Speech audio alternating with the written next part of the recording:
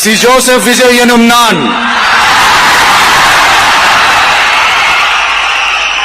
தமிழ்நாட்டு அரசின் முதலமைச்சர் என்ற முறையில் எனது கவனத்திற்குள்ளாவதும் தெரிய வருவதுமான எந்த பொருளையும் முதலமைச்சரின் கடமைகளை உரியவாறு நிறைவேற்ற தேவையான அளவுக்கன்றி ஒருவரிடமோ பலரிடமோ நேர்முகமாகவோ மறைமுகமாகவோ அறிவிக்கவோ வெளிப்படுத்தவோ மாட்டேன் என்று ஆண்டவன் மீது ஆணையிட்டு உறுதிமொழிகிறேன்.